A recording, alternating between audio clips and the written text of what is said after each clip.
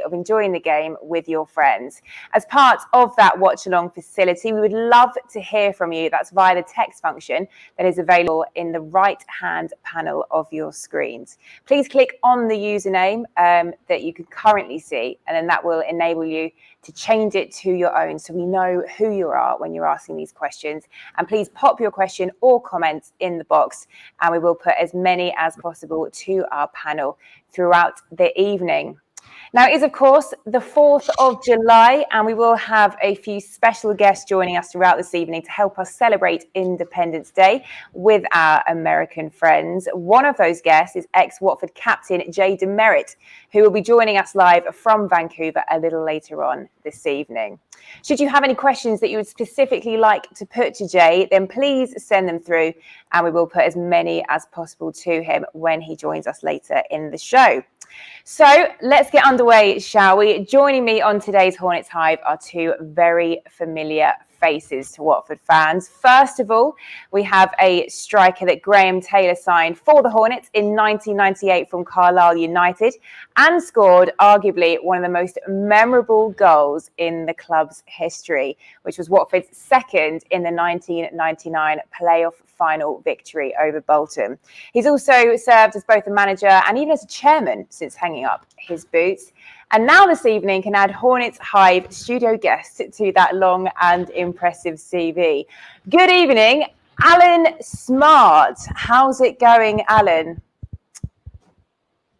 Oh, I think we might have lost Allan temporarily, but fortunately he's not the only one with us this evening. So I'll bring in our second guest tonight, another certified fans' favourite. Having joined Watford from Southend United back in 1994, he went on to make 250 appearances for the Hornets, went on to score 60 goals for Graham Taylor's side, including the only goal at Anfield against current Premier League champions Liverpool in a famous win back in 1999. A former winner of Watford's Player of the Season award and an inductee into the club's Hall of Fame. It's a huge Hornets Hive welcome to Tommy Mooney. Hi, Tommy. Oh, yeah. Are we okay? Yeah, I mean, it's great to be back at Vicarage Road, isn't it? I say back, Tommy, I think you've been here the whole time, haven't you, on that flag behind the goal in the Rookery? Yeah, it's always nice to watch the games on TV. I don't think many people will recognise me, though, Emma. I've got a fringe there. Yeah, we'll keep an eye out for it. It's just behind the goal, isn't it? To the left side in the Rookery stand. So next time we're at Vicarage Road and we get the ball down the end, we'll have to keep an eye out for you, Tommy. With hair, though, remember. Got to be Tommy. It's a very different look, isn't it, Tommy? It's a very different look, but I'm very proud to be there behind the goal with GT.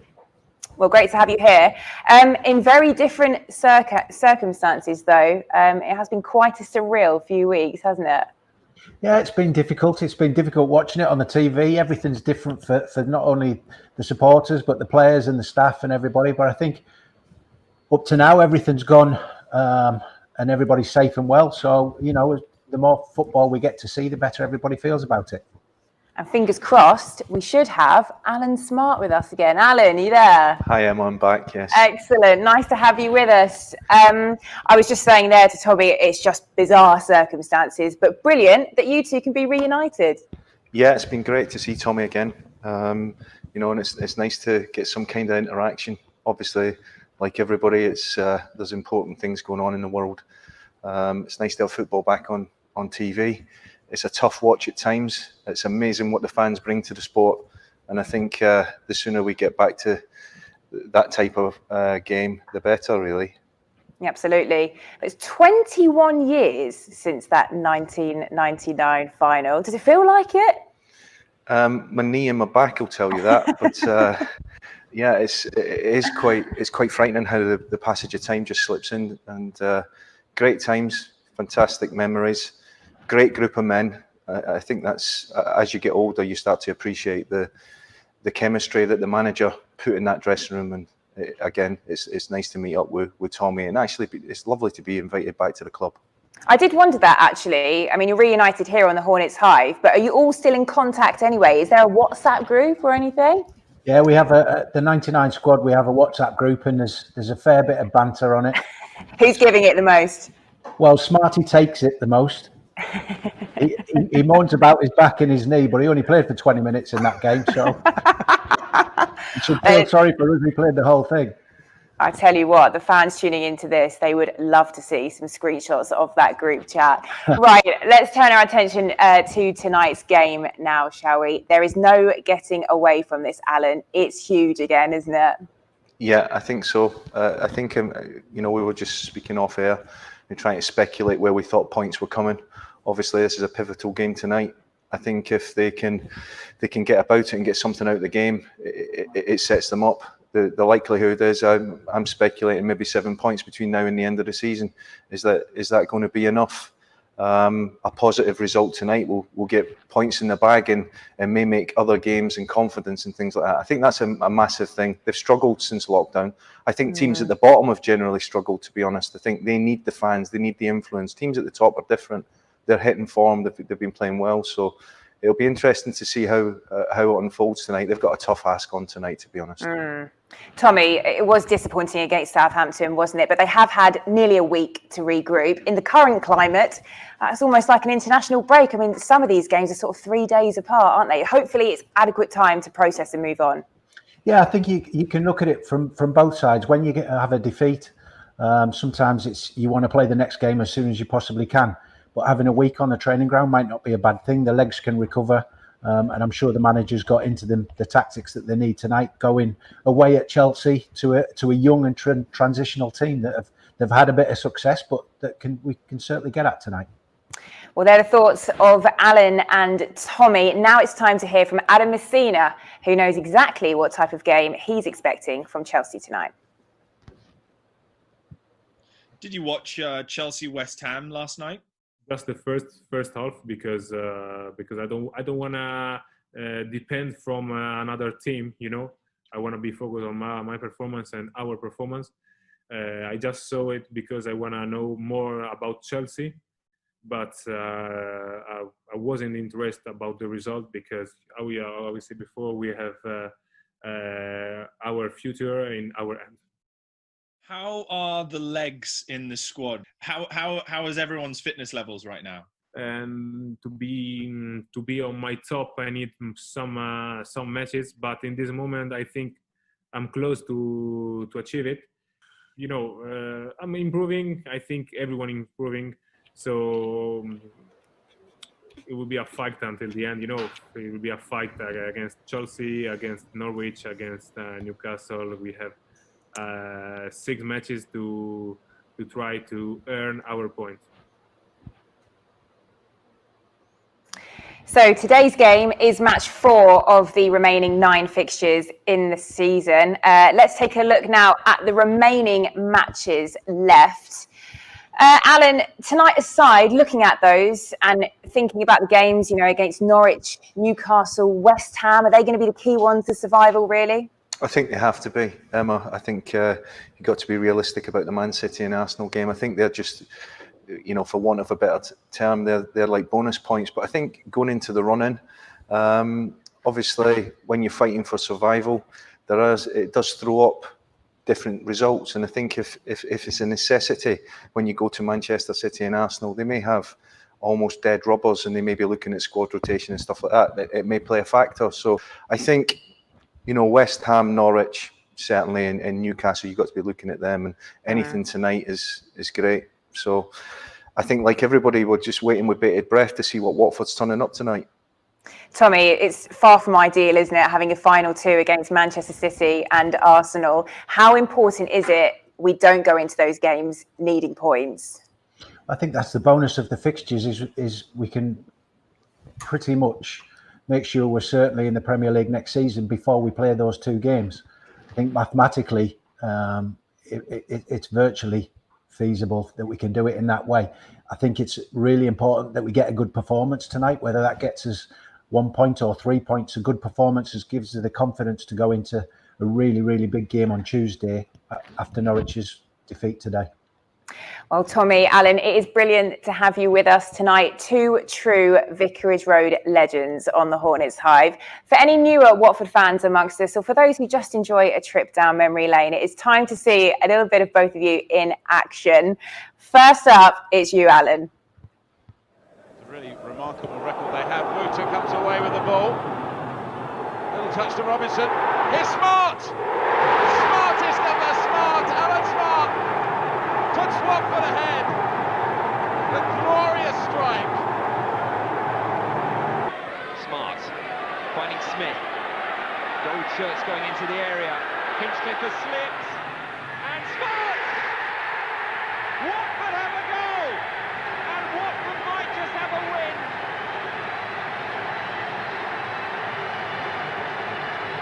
Wouter. Well, get past the first challenge. Smart! Yes, in the end it's gone in. Played for Smart, that's beautifully done! 1 inch! 8 were queuing up for it. Johnson! Can Smart get there? 4! Well, Alan, we highlighted the Wembley goal earlier, didn't we? Which I suppose you might assume is your fondest to look back on. But actually, there's a number of memorable goals, aren't there? I'm glad you've said that. You've done well to find them, Emma, to be fair. Don't know where you've dug them out from, but yeah, no, there's a couple of decent finishes. I think the one against Spurs was a good little finish over Ian Walker. It was a neat and tidy little finish. So yeah, it was nice times, Emma. It just seems such a distant memory.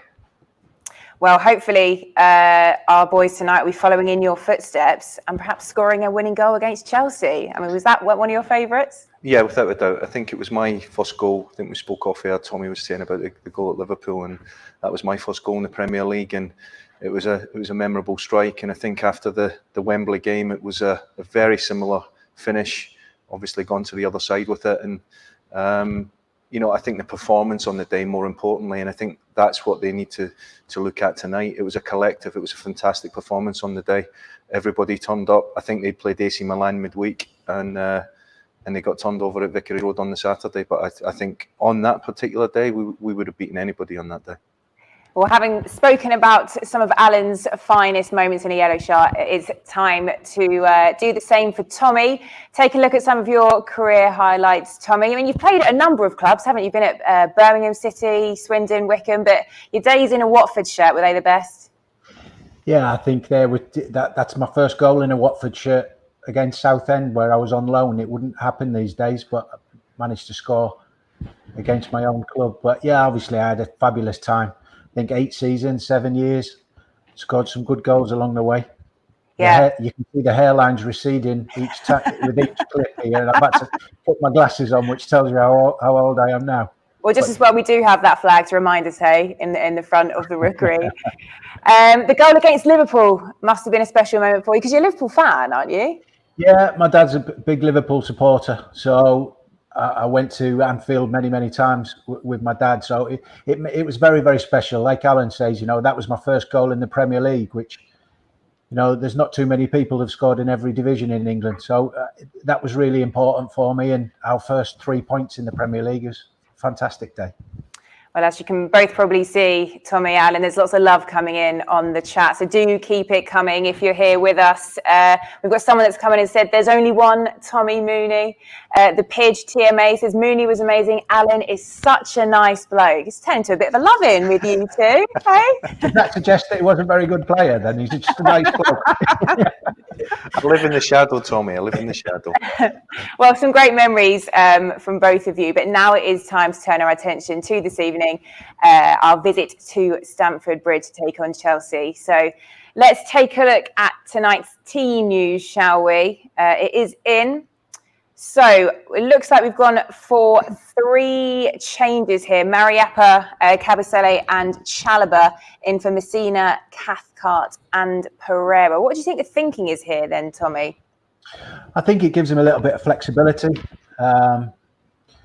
Mariappa's very experienced, can come in and play at right back or right centre half if needs be, if they need to move things around. But they've got to pack the midfield out, and in doing so, with that team tonight, because Chelsea are going to have an awful lot of possession, and to shut them down as much as we can, but we need to attack with pace on the break. And Allan, how do you think we're lining up? I think the club's social media channels does make it look like a bit of a 4-2-3-1, but could it be a sort of 4-5-1? What are we expecting here? I think it's exactly what Tommy said. I think there's flexibility in it. And right. I think it gives you the option to have the two holding. I personally would think that would be something you'd have to look at, because we've discussed it. I think Barkley's hitting a bit of form. I think Mason Mount, they play off the back of people. They play in between people. Pulisic is a threat as well. So I think just in between the lines, it's important to have bodies. And I think two defensive, two holding midfield players looks like it's a way. But I'm with Tommy. I think the game's going to be dictated to how committed are you to get forward and support Troy and not starve them. I think that's going to be the key. Who's going to be the main service? Is Sarr going to break forward? Is Will Hughes going to be able to join in and get service? So it'll be interesting to see how that unfolds. But they do have a lot of flexibility, whether they're setting with a 3 or a 4. Yeah. And as for Chelsea, just looking at that team, and the headline news is really Tammy Abraham on the bench. Were you expecting to see that, Tommy? That pleases me, because I think Tammy's the only striker they've got that's got double figures this year. The rest are in and around 4s, 5s and 6s, which is similar to the Watford goal scorers. So that pleases me, because I think Giroud has to play with his back to goal. He will be a physical force, and it'll be a difficult night for our defenders. But I think Abraham goes in behind and can hurt us more. Well, we will come back to tonight's game shortly, but here on Hornets Hive, we like to look back at some classic Watford matches as well. And it just so happens that this evening's offering is the 4-1 victory over tonight's opponents, Chelsea, from 2018. What a night that was. Enjoy. Through by Jorginho, that's lovely for Abraham, who finishes with certainty. One touch, one telling touch. One simple Chelsea goal. Tammy Abraham, Christian Pulisic, simple as you like. Chelsea 2 to the good. For a sight of something. Potential salvation. Deulofeu scores for Watford, who have 10 minutes and more to grab something here. Here he goes. In it goes. Deeney delivers. Eden Hazard, it's a magnificent equaliser. Gets it back again, he's waltzed through! It's a wonderful goal for Watford by Daryl Yalmat. Deeney with him, used Deeney as a decoy. And that is the perfect ending from the player of the night. We might get another one here. With Pereyra, they have done. Well, we said it would be some finale, but I don't think any of us expected anything quite like this. Well, fingers crossed for more of that tonight, hey? Well, now it is time for one of my favourite parts of the show, which is when I can sit back, relax, and let someone else do all of the talking. Joining us live from the East Coast on this 4th of July is Michael Goodman, a football analytics journalist and co-host of the Double Pivot podcast, who has consulted for the likes of ESPN. Mike, first things first, happy 4th of July to you, and thanks for joining us. Thanks very much. We've got the hot dogs and burgers on the grill for as soon as we're done. Oh, it sounds ideal. Lots to look forward to. But back to tonight's game first.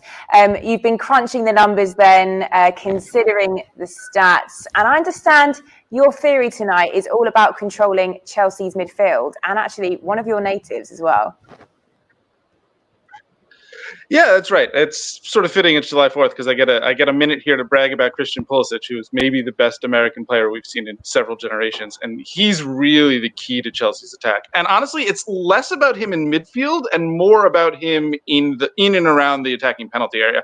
A lot of the time, he operates as basically a second striker. I think a really good way to understand how he plays is that if you look at the amount of touches he gets in the final third, it doesn't really stand out.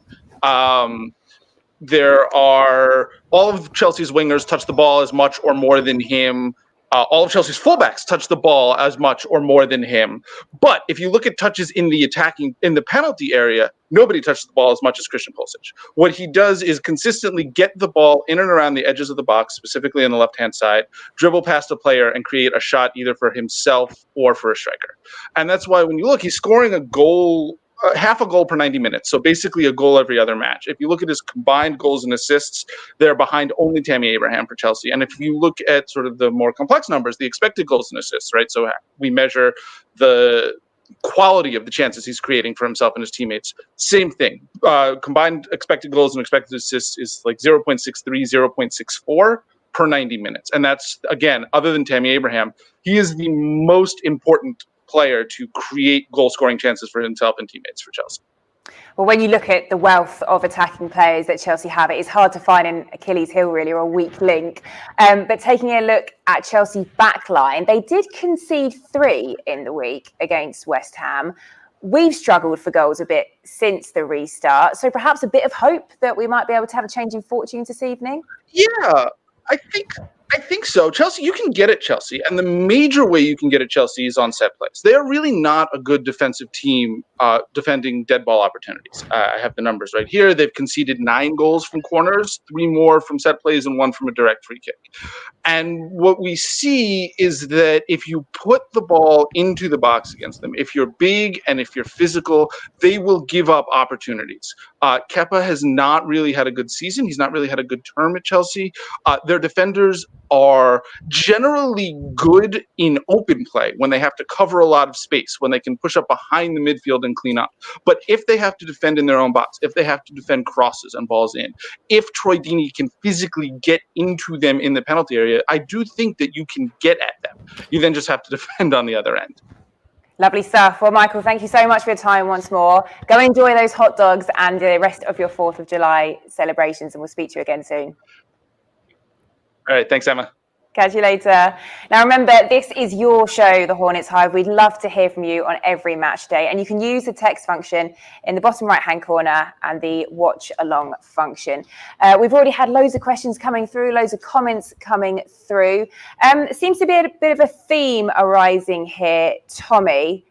Left back. We've had a suggestion here. I would have put Hollybass as left back. He has that grit you need in games where there's no crowds. I think we had a comment a bit earlier, perhaps felt that dropping Messina was a little bit harsh. Where do you stand on this? Yeah, probably Hollybass has got a little bit more experience, but it's up to the individual personalities. The staff see them on a day-to-day basis. It can change. Playing with or without a crowd can change a person's performance on there for the team. So obviously the staff have thought they're going to go how they are. Maybe that suits the flexibility a little bit more as well.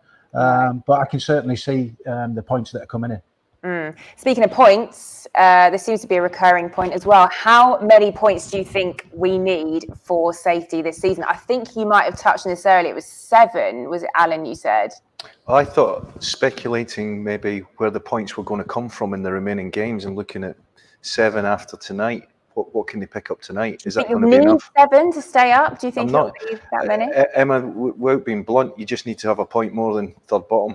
And, you know, there's 3 worst teams at the moment. Can they stay in the position they're in? It's in their own hands. I know it's old cliches and things like that, but I think any dressing room would prefer for them, you know, I'll put it this way, there's 3 teams in the division that would want to be in Watford's position at the moment.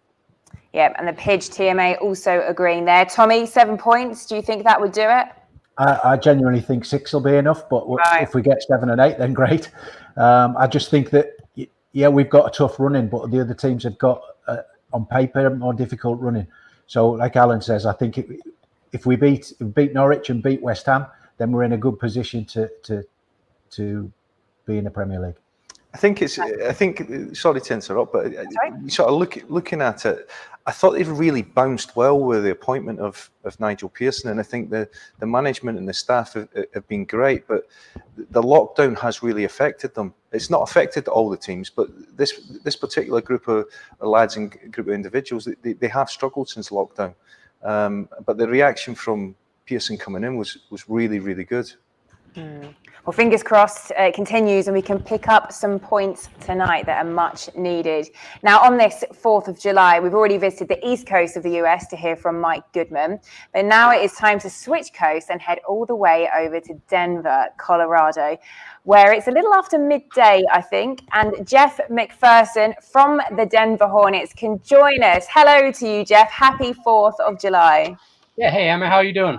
I'm all right, thank you. It's great to have you. So the Denver Hornets, how many of you are there?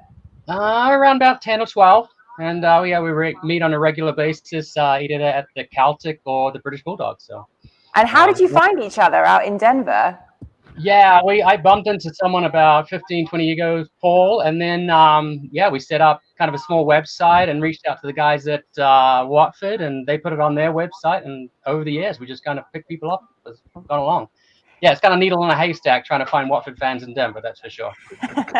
Well, fingers crossed it continues to grow, hey? Now, I understand your history with Watford. You're a long-standing Watford fan, right? Yeah, I born and raised in New Zealand, started supporting Watford in 81. And, the first game I saw was Watford versus New Zealand.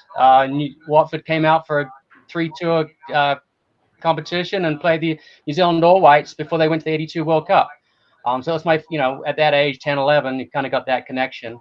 And then from there, it's kind of followed them. I lived in London for 3 years in the 90s. And then I've been back probably the last 20 years, every 2 or 3 years.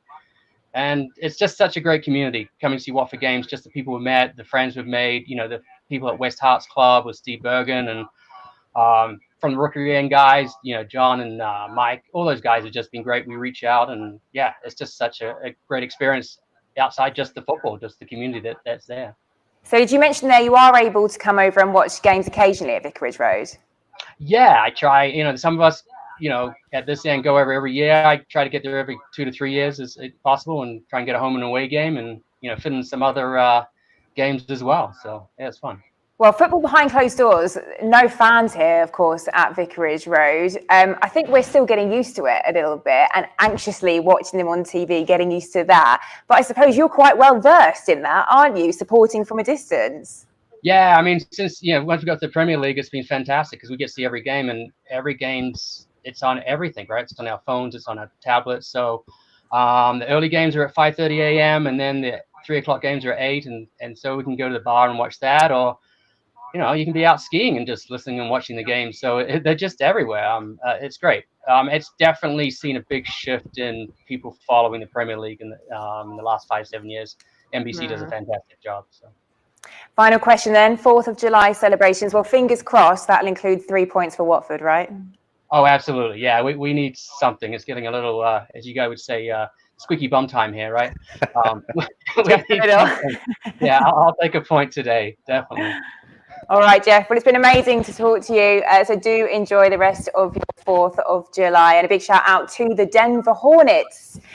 Now, there's no getting away from the fact that the defeat at home to Southampton last weekend was a big disappointment. There was, however, a positive to come out of that game, which was the appearance during the second half of João Pedro, our exciting Brazilian 18-year-old. This week, he spoke exclusively to Sophia Malik about his time so far as a Watford player and what it feels like to now be part of the first team squad. Olá, João, tudo bem? Tudo bem com você?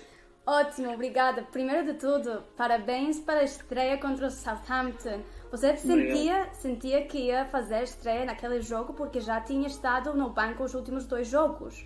Sim. Eu acho que estava chegando o momento, né? Acho que o professor ele vem conversando bastante comigo antes mesmo de começar o campeonato. Ele já tinha falado para mim me preparar que podia ser que eu iria fazer minha estreia nessa volta. Então a cada dia que passa eu busco aperfeiçoar e trabalhar forte para conseguir entrar e desenvolver um bom desempenho. Então, quando foi o momento que percebeu que ia entrar naquele jogo? Foi antes do jogo ou no intervalo? Quando foi? Então, antes de começar o segundo tempo, até no meio do primeiro tempo, o Gomes veio e conversou comigo. Falou, João, fica ligado, presta atenção no jogo, aquece bem que eu tô achando que você vai entrar. E a partir dali eu comecei a prestar atenção mais no jogo, tudo mais, aquecer um pouco mais forte para entrar e conseguir dar meu melhor.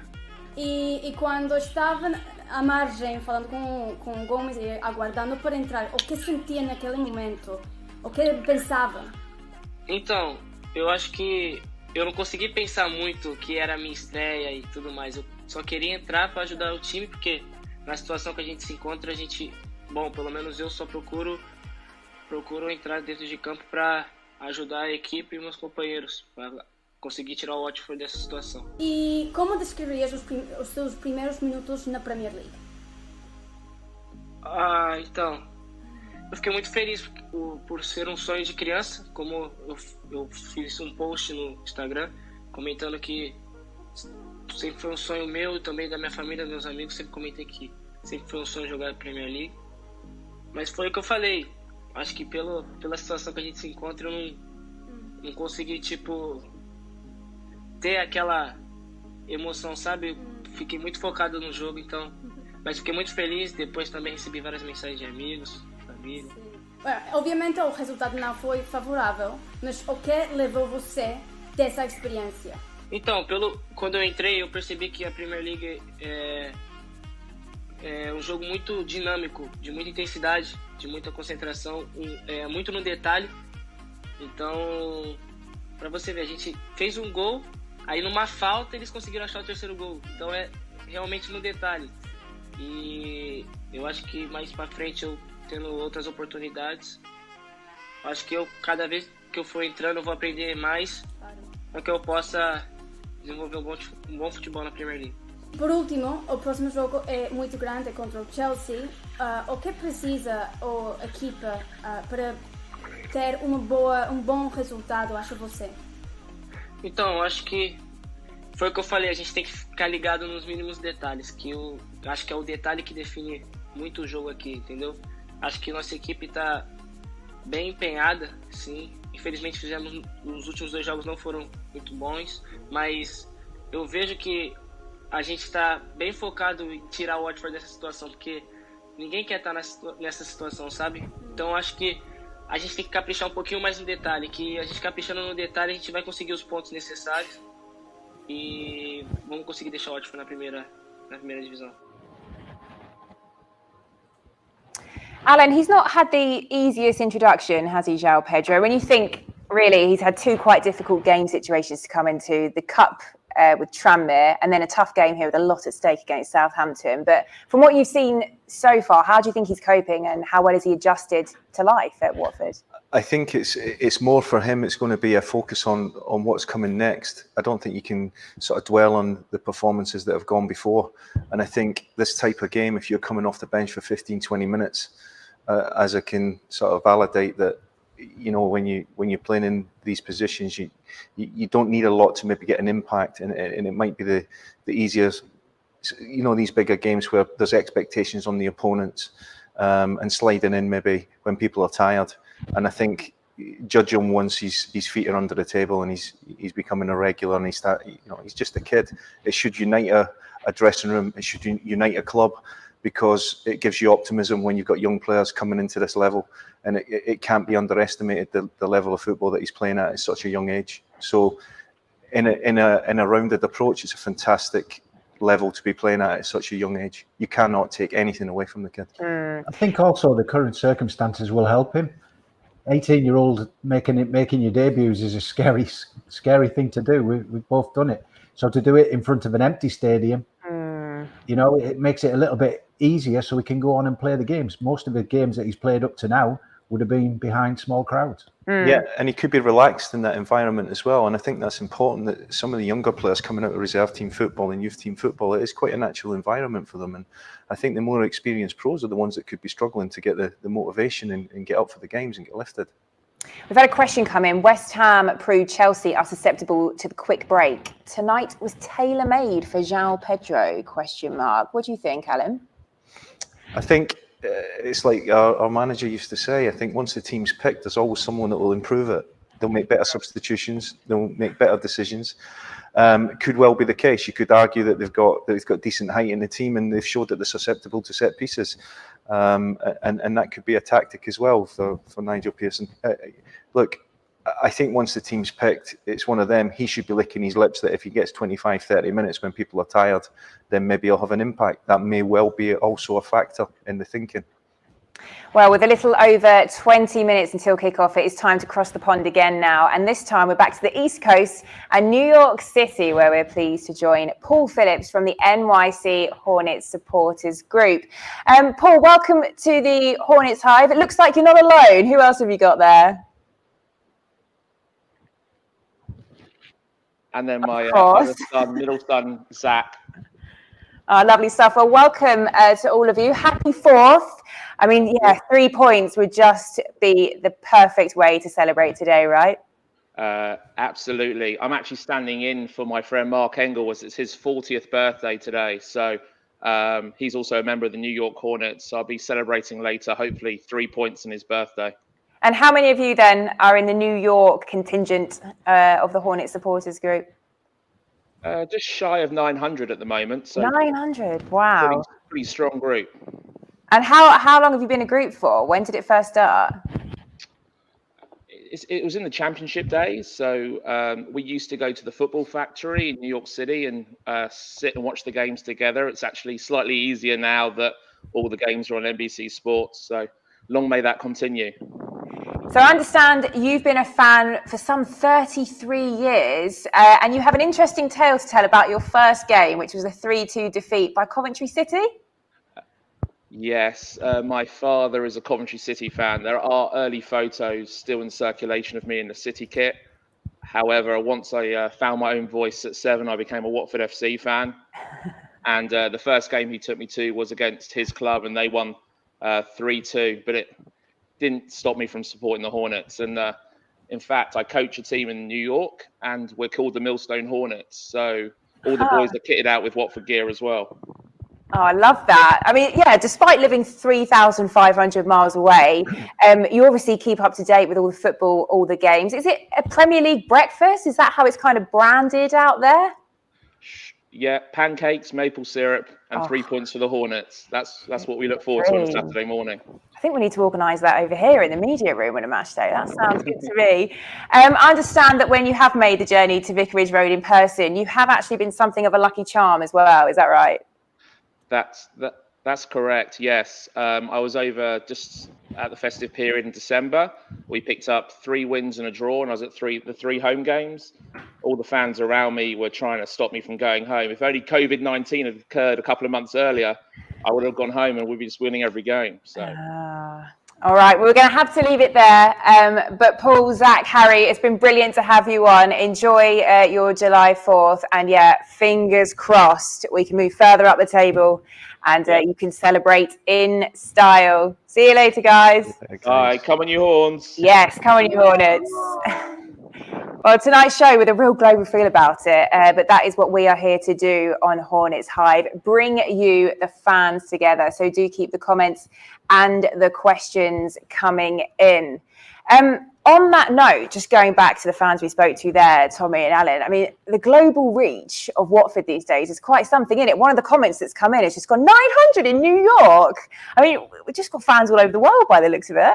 I think it's fabulous. Yeah, it's great. And you know, the so-called bigger clubs have always had fans all over the world, but now I think it's time to take Watford around the world. You know, I'm sure if we search hard enough, there'll be supporters clubs in every corner. So I think it's fabulous and well done to everybody that's organising it in different countries. It's great.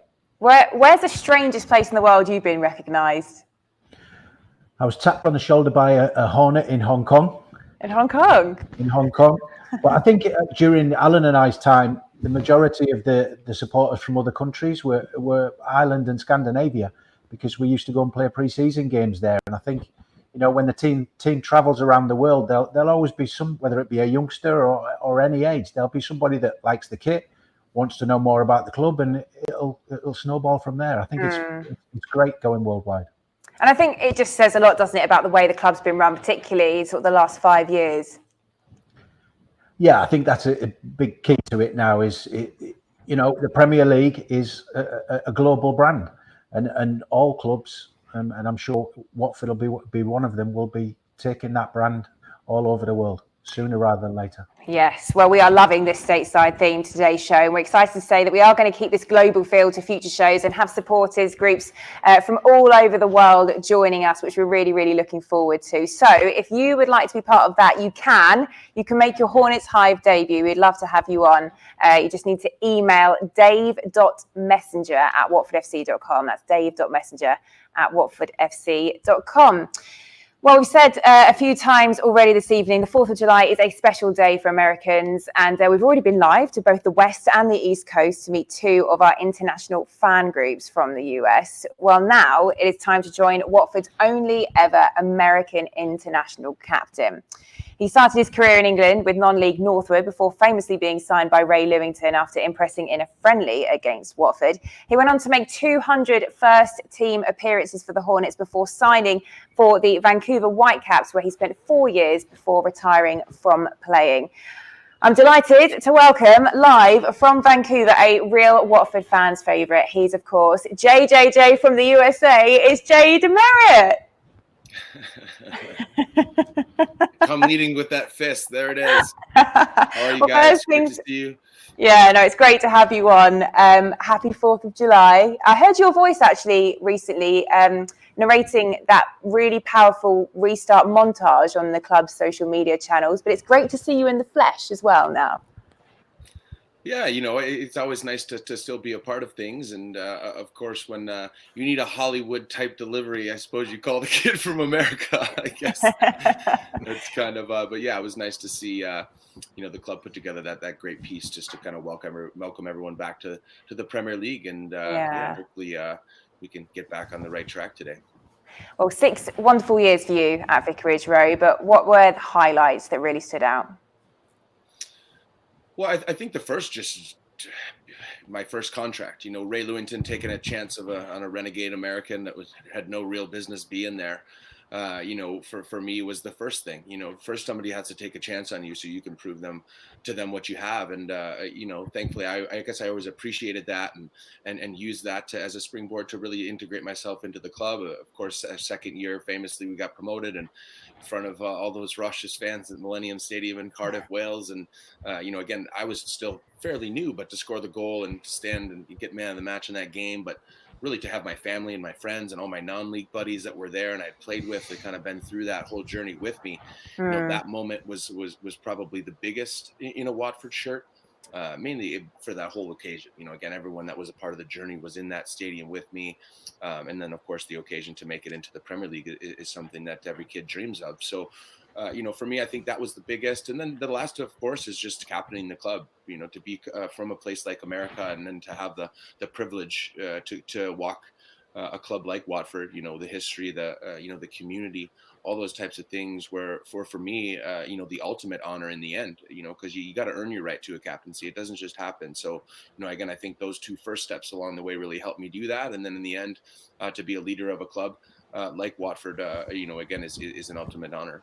I mean, yeah, you said use the word dream there, and your story really is like a fairy tale. When you look back to where it all began, that pre-season friendly game at Northwood, did you go into that game ever thinking that, this would go on and happen? Well, I did prepare for that game like it could. Again, famously, I was playing in the 12th division the year before that for Southall Town up by the airport. And my club coach at the time, he's like, I'm coming to Northwood. They have a preseason friendly this year. You should come do preseason with us. So it was with purpose to play in that game. But to have Ray Lewington put the first team out, again, was a bit of a serendipitous thing because normally friendlies like that, they don't put the first team out. They put the reserves out or the young guys or guys that are coming back from injury in those kind of preseason friendlies. But because of their thankfulness to Scott Fitzgerald, who had scored, I think, 14 or 15 goals from Northwood the year before, and they had just come off, again, I remember this like it was yesterday, the Algarve Cup. They had brought the trophy and they put the first team out. And, so Sean Dyche, Bruce Dyer, Heider Helgeson, these guys are great players. So I got to play right up against Bruce and Heider. And I think, again, that was really one of the main reasons why I ended up getting that tryout, because Ray Lewington saw me play against their first team guys and be like, who's this who's this guy? And so, again, right time, right place, but certainly went with purpose. And then I had to do the dirty work once I got into the pub walls. But thankfully we made that happen too. Actually, speaking of dirty work, I'm just going to pick up on one of the questions that we've had come in on the chat log. I love this. So it's from Kevin, and I think I should probably put this to you, Tommy. Who would win out of a battle between Jay and Smarts? Well, that's WW standard. That I think I'll say Al because I'm closer to him than I am Jay. I don't think Jay can hit me from there. I thought you were going to say because we had similar haircuts. But, never mind. Yours looks a lot better than mine, Jay. Another question coming. It's from the Denver Hornets, actually, for you, Jay. The environment for developing young players in the US was not ideal when you first came to the UK. Do you think the development of players has improved in the US, or would you still recommend young players to come to Europe as you did? Well, I always, when I have conversations like this, I always just think about the opportunity that's in front of people. I would say that the development of U.S. players has come a long way for sure. Again, with all the MLS clubs, there are a lot better residency programs that will produce quality players on U.S. shores in a much better way than when I was there in 2001 and 2. Again, there's a lot of expat kids or kids that have an ability to go play somewhere else, like, in Europe or in South America or something like that. And I always say, if you have those opportunities, use them. My opportunity to come to the UK was because my roommate in Chicago was English and he was moving back to live with his mom. And he's like, hey, you should come live in our attic. But in a way, that was my opportunity. My opportunity to go to a place and create an opportunity like England, I thought was an incredible opportunity. So why not take it? But if I didn't know the kid from England, I never would have even had a choice to go there. So, again, I think to answer the question is look at the opportunities, in front of you and manage from there. But thankfully right now the opportunities are great in both places. Since retirement then, what have you been up to? What are you up to now? I mean, it looks like you've been keeping yourself really busy, including a film about your life, a TV commercial as part of the Olympic Games advertising campaign. I mean, how do those kind of things come about? Well, the Rise and Shine story, that was a Kickstarter project in 2011, right after the World Cup. So I don't know if the viewers know much about Kickstarter, but you basically invest in an idea. And so when I went to the World Cup, I had 2 people approach me very quickly beforehand and was like, hey, if you make it to the World Cup, like walking to England and backpacking to Europe and making it, and then now playing in a World Cup is like the ultimate story. And we need to tell it. Would you mind if we sent a camera and then we're going to go to this crowdfunding thing to see if we can turn it into a documentary? Because, if you take a minute of Premier League footage, it's 40,000 pounds a minute. If you get a minute of World Cup footage, it's $50,000 a minute. So to produce a documentary film, especially one that's going to be any good, has to have real footage in it. So that's what they had to raise. So, but again, in 70 days, they raised $223,000 on the internet in 2011 to turn my story into a documentary film called Rise and Shine. And so that for me was kind of my empowerment into the next stage of my career. Again, in 2011, I retired in 2014. So, I was towards the end of my career. I was looking for other things. Again, I have a background in design, so I have a degree in product design. So there were some creative elements within that story and kind of what I learned in a lot of the production side of life. And I've always kind of been interested in that. Again, doing a lot of media work as a professional, you kind of learn how to do that, speak on camera, know what all that kind of stuff that comes along with, so called production work. So I started to get into more of that. But then now, as the Rise and Shine story, I have a charity called Rise and Shine. I run a youth program up here. I retired in Vancouver, which is just north of Seattle, but it's in Canada. So I run a youth program in the summers here, but it's a teenage leadership program called Rise and Shine Captains Camp. So where we teach kids in a holistic way how to be captains of their lives, not necessarily captains on a soccer field, but the captain mentality is something that is it's a broader scope of how we think, how we take care of people, how we lead, how we follow. All those kind of things is what we now teach in a broader scope. We run a DJ program, a soccer program. And then this year, we're actually, because of COVID, there's no team play. So we're actually turning it into a full leadership program. There'll be 360 kids coming up to my property in the mountains this summer.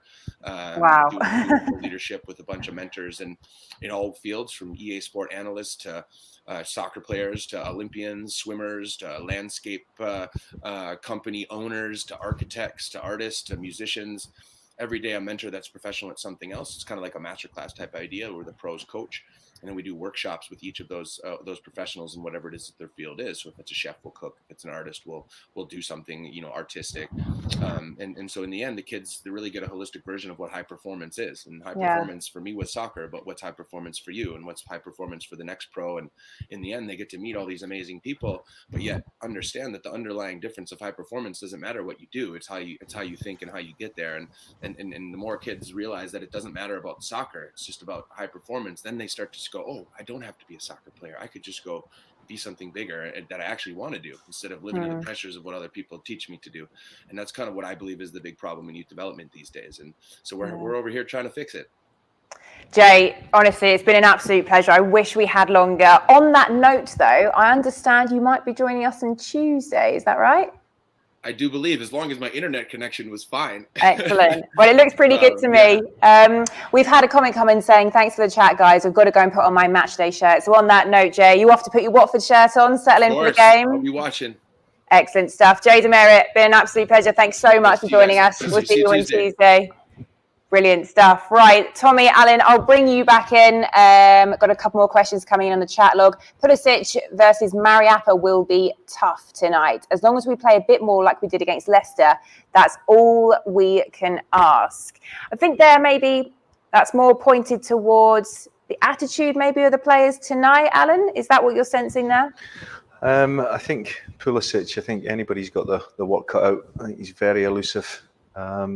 I think it'll be a big test. I think if you're going to pick out individual battles, then I think ultimately, if Watford get a result tonight, it's the collective.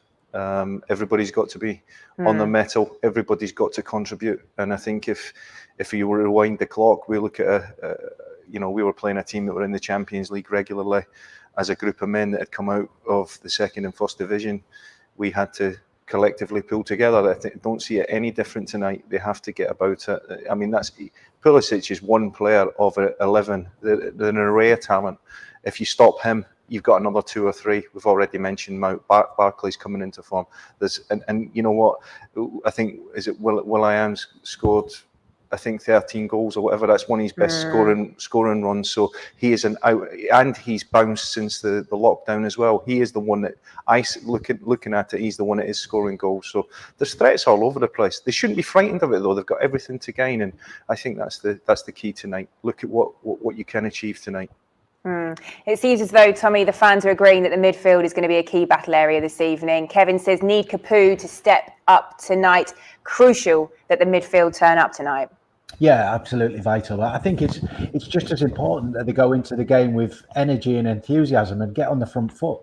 You know, we know that Chelsea have conceded more goals than anybody else in the top half of the table. So they do concede goals, whether it be set pieces or open play. So be confident. Go into Stamford Bridge. You don't play the game on a team sheet. Go and get in their faces and work hard and do what your manager's told you in the dressing room. And then let's see where that gets us later on in the game. Well, just over 5 minutes to go until kickoff. It's time for a quick reminder to join us again on Tuesday evening. Huge game against Norwich City. It's here at Vicarage Road. We're going to be live on Hornets Hive from 5 o'clock, a full hour of build-up before that 6 o'clock kickoff. Is it fair to say that one, Allan, could be season-defining?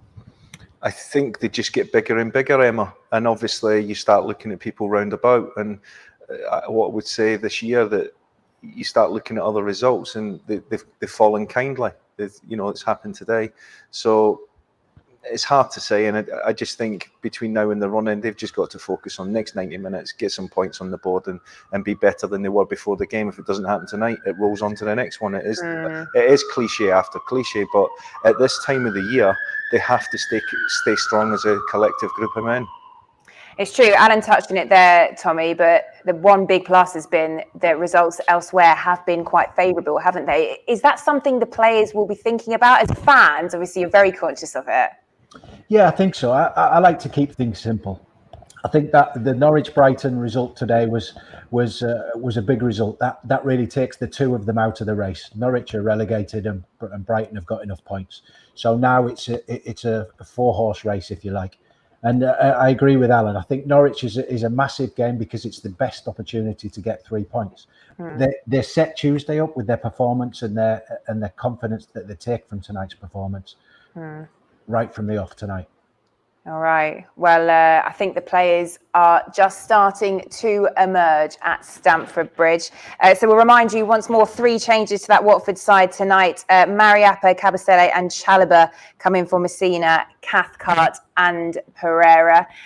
Final thoughts then. I don't suppose this gets any less surreal, does it, Tommy? Allan, as the players come out to these empty stadiums, they've just got to find a way to get themselves psyched up, don't they, ahead of another huge game? Yeah, they absolutely do. But I've said it before. An empty Stamford Bridge is not as scary a place as a full Stamford Bridge and a small allocation of Watford supporters. It's almost like a neutral ground. So let's go and start well with energy and enthusiasm and see how far we get. All right. Well, plenty of you getting in touch on the chat with your final words of support for the Hornets. Thanks for the chat, guys. Got to go and put on my matchday shirt. Come on, you Horns. Come on, you Horns, Midland fans. Good luck to the Golden Boys from Hobart. Well, the teams are now just coming out. We're going to be back at halftime with the views of both Tommy Mooney and Allan Smart with analysis of that first half. Due to broadcasting rights, that will be audio only from the studio at halftime. So for now, sit back, enjoy the game via our usual broadcast feed. If you're unable to watch a live match feed, then we can keep you up to date with our live match data feed. But please do remember to send through your messages via the watch along text function. We'll be putting as many of those messages as possible to both Tommy and Allan during half time. So we'll see you on the other side, wherever you are watching from. Get behind the Golden Boys and enjoy that first half.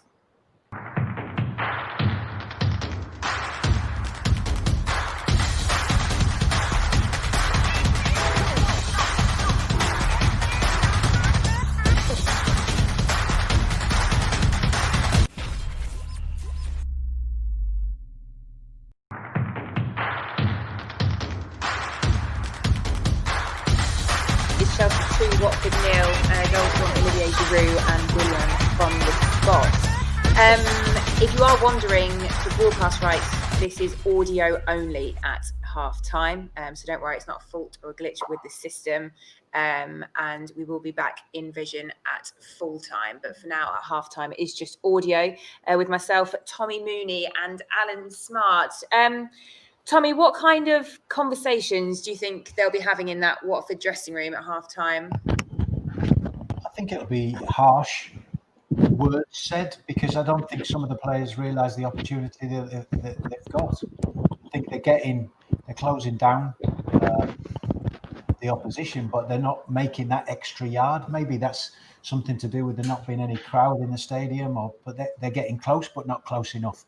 And I think you've got to realise that Chelsea are susceptible at the back. They're a good footballing team in possession and they can create and score goals at any time. But they are susceptible at the back. We've got to get forward and a little bit of support for Troy would be nice up front. And keep the ball in their final third for longer periods. And Allan, for you, how did you assess that first 45 from Watford? I think it's one of them. It's I think the manager's going to have to focus on, sounds ridiculous, the next 45 minutes. I think he's got to make changes. And I think the sooner he makes these changes, the better.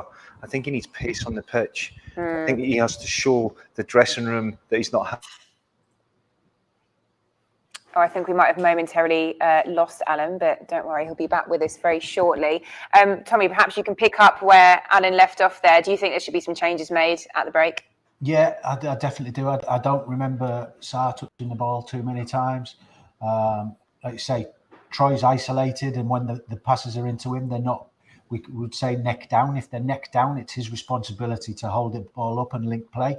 If they're up above his head, then it's a fight ball all of the time. But yeah, I think that there'll definitely be changes. Maybe even Pedro, give him an opportunity to go on with a free rein, no responsibility, just go in and get around the like I say, the Chelsea box, get the ball in the box and see what happens. I think the onus is on the manager, 100%. I think he's got to make 2 or 3 changes, not necessarily because he's digging anybody out. He actually needs a reaction. It looks too flat. It looks one-paced. There's no. Which areas of the pitch would you change, Allan? I would look in the attacking third, middle to top. There's no pressure on the ball in the first goal. That's a problem. 25 yards from goal, there's no pressure. You get played round too easy. I think Dawson will be upset that he's gone to ground and he's gone ahead of the ball. If he stays on his feet, it actually hits him. He doesn't have to defend in actual fact. If he just stands up and keeps himself between the goal and the ball, it hits his legs. So I think he'd be disappointed with that. So yeah, I think where do you affect the game? Where do you need to get about Chelsea? It's in their half. They need to get the ball forward, and they need to start not necessarily attacking in numbers. They put a couple of good sequences together in the first half, but actually the final pass, the cross, the little bit of quality, which they've got. I think Sarr hit a hopeful cross, and I think we got down the left hand side and hit the first man with a cross. And Troy Deeney is starved. But I definitely be looking at least 2 or 3 changes just to freshen it up. I think in the midfield as well, Capoue is, he's been a yard off the pace in each game since the start of the restart of the season. For me, he's causing more problems for Watford than he's creating for Chelsea at the moment. So I think I agree with Allan. I think the more changes and go for the so-called more experienced and the bigger hitter players, because that'll sharpen up the dressing room as well. Plenty of you giving us your thoughts in the chat log, which is great to see. Hawk says, I thought we played some decent stuff with Kiko, a highlight, Capoue off, Hughes back into the centre and Welbeck on the left, please. Just staying with the positives, would you say, Allan, the energy levels perhaps looked a little bit better than the Southampton game? And also, unfortunately, it was quite a bright start, wasn't it? But it was that drinks break again. It seems to be a bit of a curse on Watford. I think that's the 3rd goal that they've conceded almost immediately after one. Yeah, I think the first 25 minutes you're happy. Of course you are. You're 0-0 away from home. You've limited them. There was signs. I mean, that Giroud had a couple of little half chances before he did score. Probably had an easier chance that he hit straight down Foster's, and Foster blocked his legs. But I think midway through the half, comfortable. It's the energy. It's okay getting goal side, and I think that's what that Watford team does. It kind of cons you a little bit. It gets goal side, so it's a nice shape. But there's no pressure on the ball. That's the hard yards, and I think that 4 or 5 yards getting out and getting in front and people up, I think they struggle with that, and I think they struggled with that for a few years. I just think they've got to look at other players.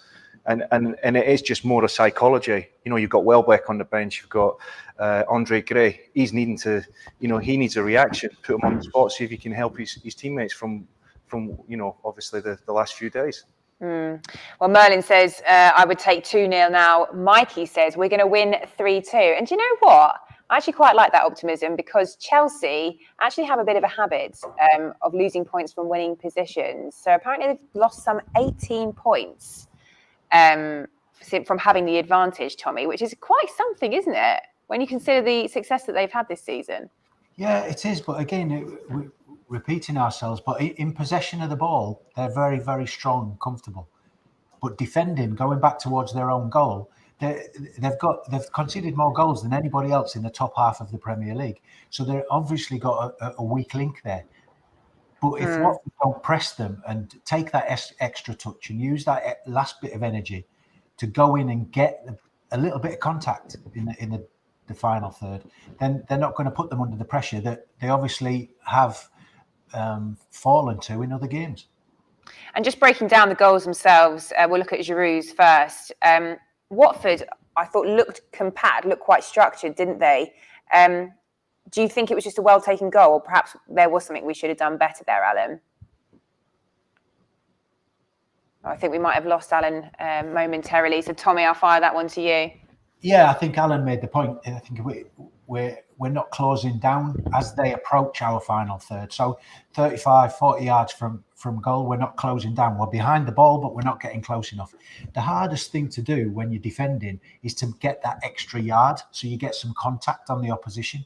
It's easy, like Capoue has done. He's run 30 yards and given a penalty away. The hardest bit is that last extra yard. You've got to be brave to go and make contact. And if you do it on the front foot and with full force and a sound confidence in your tackle, you make the tackle clean. If you're worried about giving a foul away, you can make fouls all of the time. We've got a comment here on Capoue, actually. They should take him off or he will get sent off. and try and make the game bitty now to keep the score at 2-0. We're not getting anything out of the game, and we need to ensure, A, that nobody gets suspended, B, there's no injuries, and C, keep some semblance of goal difference advantage. I'm not so sure I agree, Emma, with that. I mean, I think while it's only 2-0, anything can happen in the second half. I agree with Capoue. I think he should get some more legs on further up the field. I think he's causing us more problems than he's worth at the moment. So a little bit of pace, but I'm not really concerned about goal difference. It's points that count, and if we can get back into the game and get one, then it's irrelevant what the goal difference will be afterwards. We've had someone leave a comment saying we need to find a way to get Sarr into the game. Can you put your finger on why he's not really featured too much so far? I think we've just attacked more down the left-hand side, and it's not really, we've not really got the ball to him. I think, again, in the Southampton game, he was in and out of it, not really committing an awful lot. But we know he's got an awful lot of pace, and we know he's got a goal in him. So, if he links him on the pitch, maybe the young boy, Pedro, no fear, great opportunity for him and a good stage for him to come and make a name for himself. Allan, you're nodding away there. I'm not sure we ever actually got names from you in terms of who you think might be able to change this game up. Is Joao Pedro one of them, maybe? No, definitely. I totally agree. I would actually go for 2 or 3 changes, and I wouldn't be bothering who's coming off, because I don't think it's going to make that much of a difference. But I would start looking at the attacking players, and I think Welbeck, Pedro, and Gray would be my first 3 changes. When he decides to do that, I don't know. And that's not to say if he doesn't do it. It's okay sitting here with no emotion and you're not involved in the game, and it's such an easy call to make. I just feel that there's a psychology that's needed, not necessarily anything else other than the manager just doesn't have to harp on about how they lost goals, what's not happening. He actually needs to change it. And his changes, the actions that he'll take, I think will potentially give them an avenue to try and get back in the game. Doesn't mean it'll happen, but you know yourself, Tommy, when you're in the dressing room and the gaffer makes changes at half time, especially with 5 at your disposal. And I also think as well, we're 45 minutes left in this game, but we're setting up Tuesday night, so they've just got to be positive and finish the game well. If we can get back into this game, even if whether we get a draw or we don't, as long as we finish the game in a positive manner, then we take that into the game on Tuesday, because at the moment it started a little bit better than the Southampton game, but then died off a little bit after the drinks break. So, I think it's that momentum thing. Completely agree with Allan. Sometimes, and we've both played for managers, and one of them's one of the best ever. He'd go for the big hitters in the dressing room. The experienced players, the ones that the other lads look up to. If you have a go at them, then all of a sudden it lifts the tempo of a team. And with 45 minutes to go and give it everything you've got. Well, Teresa says we are creating chances, but the end product is not there at the moment. Well, fingers crossed that changes over the next 45 minutes. Just a reminder to join us again on Tuesday night. We're hosting Norwich City here at Vicarage Road. So we'll be live on the Hornets Hive once more, an hour before kickoff. So that'll be 5 o'clock. We go live for a 6 o'clock kickoff. Then on Saturday, we're hosting Newcastle United. So big week for Watford. That game kicks off at 12:30. So the Hornets Hive will be live from 11:30. Right. I think the players probably aren't too long from reappearing at Stamford Bridge.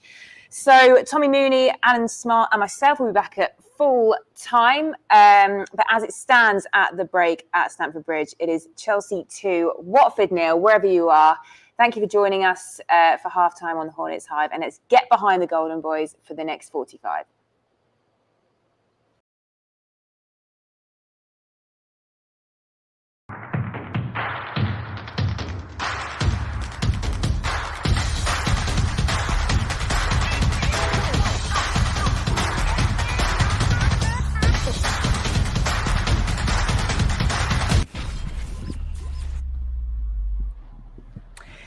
Full time then at Stamford Bridge. It has finished Chelsea 3, Watford 0.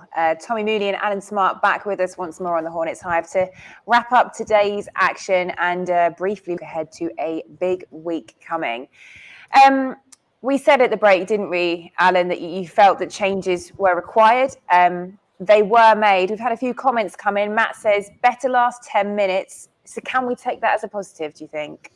I think you've got to look at any positive available, and I think probably the biggest positive is that in the next 2-3 days they've got to get up for another game and get this one out of the system, and that is a positive. I think the last 10-15 minutes with changes, there was more balance down the left hand side, especially started to get in behind them.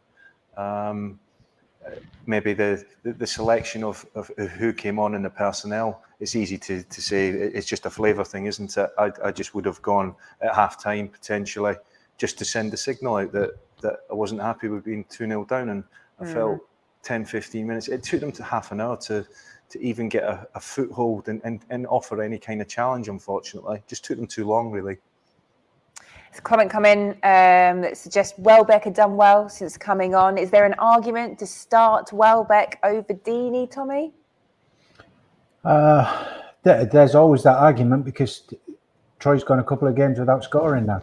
So I think Welbeck, he had a lot more of the ball, but in the last 20 minutes of the game when Chelsea were slowing it down, then Watford went forward more, got the balls in the box, like Allan says, far more balance with the left-footed Messina on out wide, and Hughes has worked really hard but without any real quality in the game.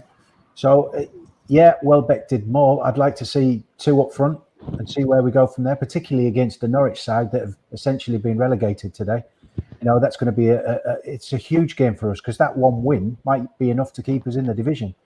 So we've got to attack them on Tuesday night. Allan, you mentioned that you were quite impressed by what Messina did when he came on up the left-hand side of the pitch. But was there a standout Watford player for you this evening?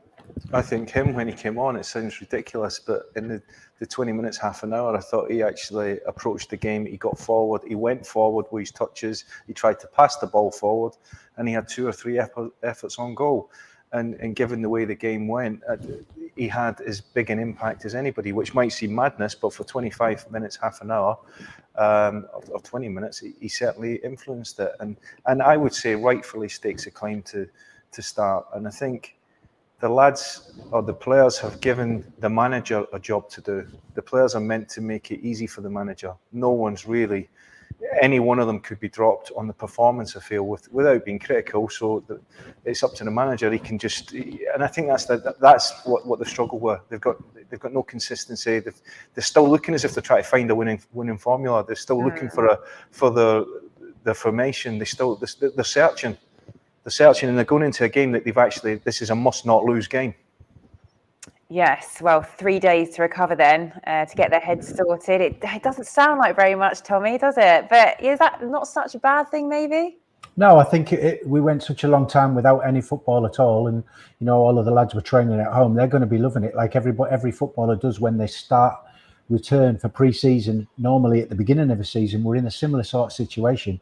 So it's only the performances of the last 2 games that are going to discourage the players from wanting to play again. But I think once they get home and get a night's sleep, they'll want to go out and prove that they are good players, because I don't think that they've fulfilled their expectation tonight.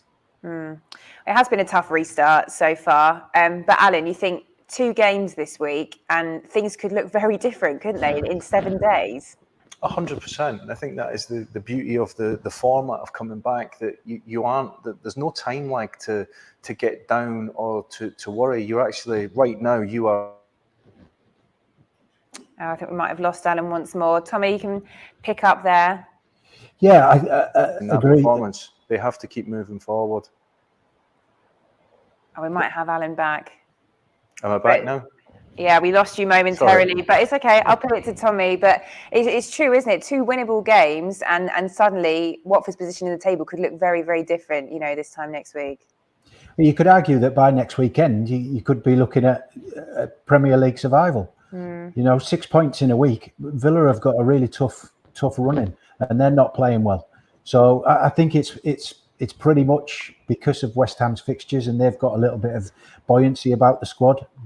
They'll gain some points. I think Brighton maintained their Premier League status today. So it's between us and Aston Villa. It's going to be tight. 2 wins this week could do it.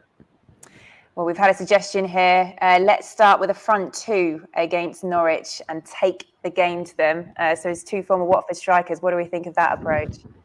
I think it's hard to play up front on your own. Allan and I'm sure I've done it. I'm sure you did it many times, Allan. It's hard to do it on your own when you've got no support, particularly against, well, let's be honest, better players and a better squad.